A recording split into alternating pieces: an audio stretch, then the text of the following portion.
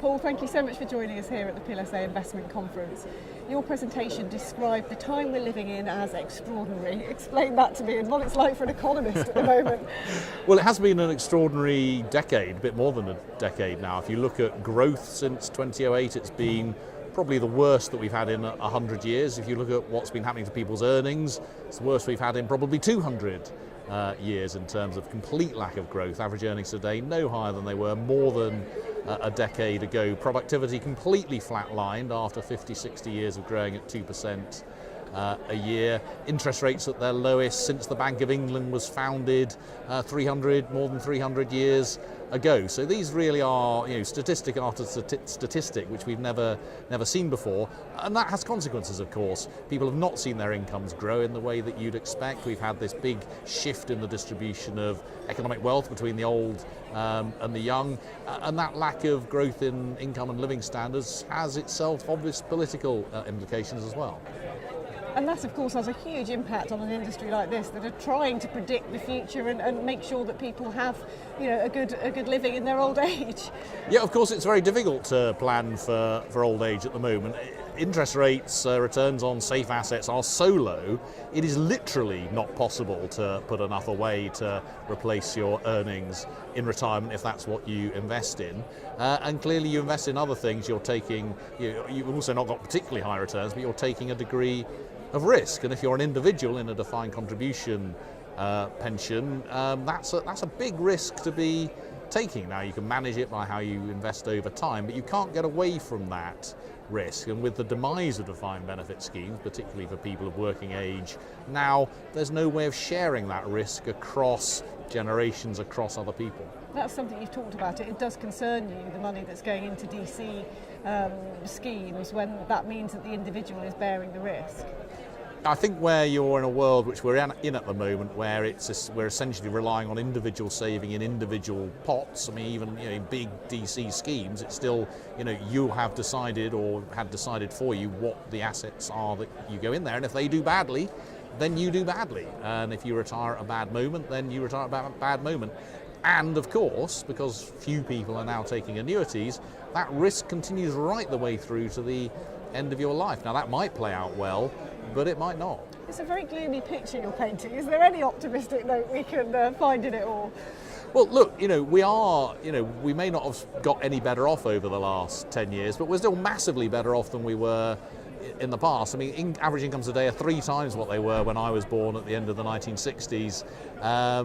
Things are better over time, and I mean, one way of looking at it is, we're in a dip, we're in a sort of a hole in the ground. We can't necessarily see over the hole to see the fact we're actually at the top of a mountain. The question is, which way does the mountain go once we get out of the hole on the other side? And there's a few more things on the landscape, a few more mountains like Brexit. Tell me what your thoughts are on that and where we're at and what on earth's going to happen in the next month or so.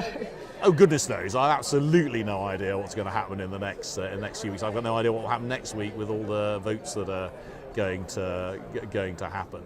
So don't ask me to predict. What impact do you anticipate it having on the UK, though, in terms of trade and those areas? Well, we already know, and I think there's consensus, that prices are about 2% higher than they would have been had the referendum vote gone the other way because of what happened to the exchange rate. We pretty much know that the economy is about 2% smaller than it otherwise would have been.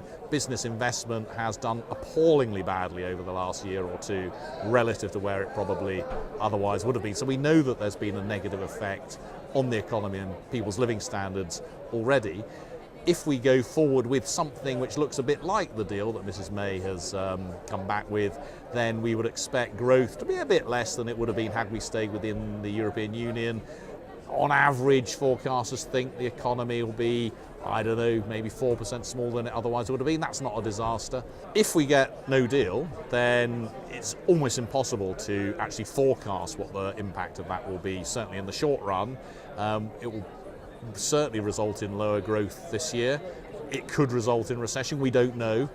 In the longer run, lower growth still in the economy will be substantially smaller still compared with what it otherwise would have been, and that really does begin to look very expensive for the economy and for people in terms of their earnings and investments. With all of this uncertainty, with all of the political unrest we're seeing in this country, the general population are not particularly trusting of a lot of institutions at the moment. We're seeing that with the rise of populism in terms of politics. So how can an industry like this bolster itself at the moment that really does need to prove its trustworthiness to people? Well, I've heard, I've been coming to PLSA and NAPF and other pensions conferences for longer than I care to remember, and this topic has come up time and again. It's not obvious that there is clearly a distance to go. There are still products out there which are very expensive, where charges are very high. Where do the very high salaries and so on in the city come from? Well, they come from our savings in the end, actually. So people can see that they're funding things they may not want to fund. A lot of the stuff is incredibly complex. My 18-year-old son has started work in an apprenticeship, and he got an email about auto enrolment, almost completely incomprehensible. I mean, I had to read it 5 times to work out he had to do nothing. Now, whose fault is that? Is it the regulator? Is it the industry? Is it the employer? I don't know. But when you've got something which is as simple as all it needed to say was, you need to do nothing in order to auto-enroll to a pension. When it's almost impossible for an 18-year-old to read that and have any clue what that was about. Well, if the industry still, after all these decades, can't communicate something as straightforward as that, vastly more straightforwardly, then it's not going to gain that trust, and frankly, it's not going to deserve to.